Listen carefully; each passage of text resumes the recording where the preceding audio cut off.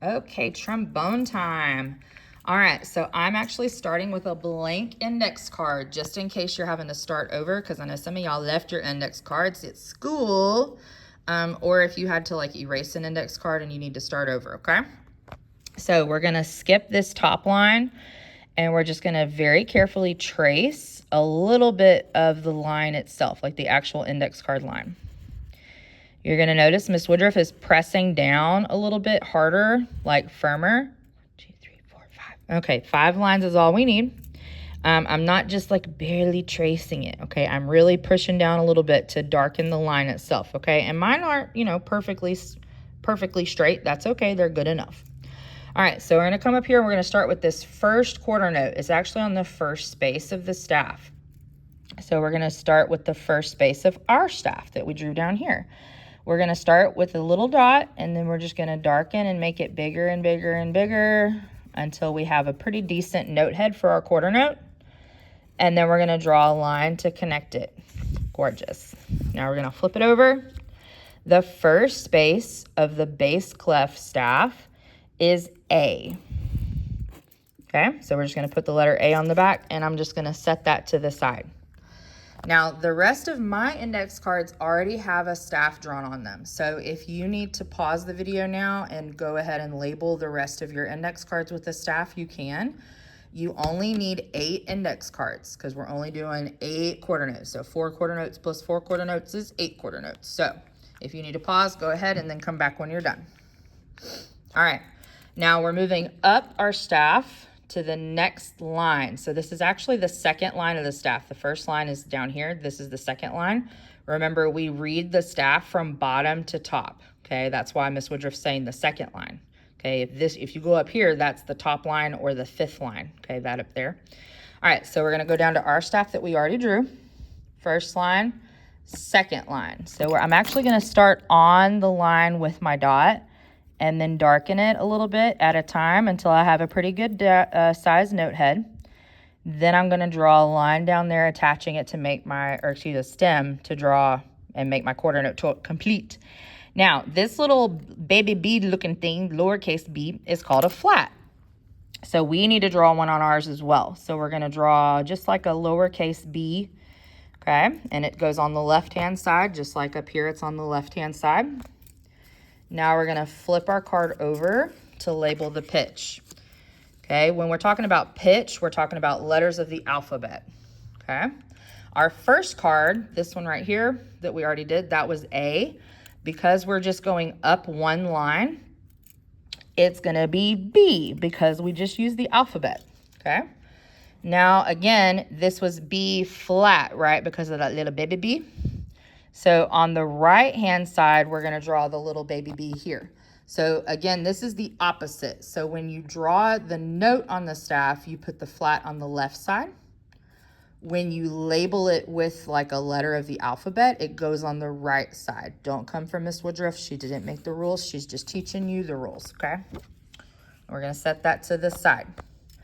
All right, we're going up to the second space. So come down here to your staff, first space, second space. We're going to draw our note head in the middle of that space and then darken, darken, darken, darken, darken, and then draw our stem. We're going to flip it over, and guess what? The letter that comes after B is C because we know our alphabet. Now we're moving up to the third line. So I said the third line because we start at the bottom. That's the first line, second line, third line. First line, second line, third line. Start on the line itself and then start making your note head bigger and bigger and bigger. Now, here's where the stems start pointing down. And because this is the rule, again, Miss Woodruff didn't make the rule, but this is the rule. When your note is below the third line, your stem points up. If it's on the third line or above it, it points down.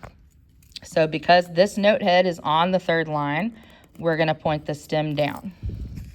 Now we're going to flip our card over, and the letter that comes after C in the alphabet is D. So the third line of our staff is going to be D. Now we're in our next measure, but that doesn't matter. I'm just reminding you because y'all know about that. All right, so now we're on the third space. 1, 2, third space. Come down to your staff.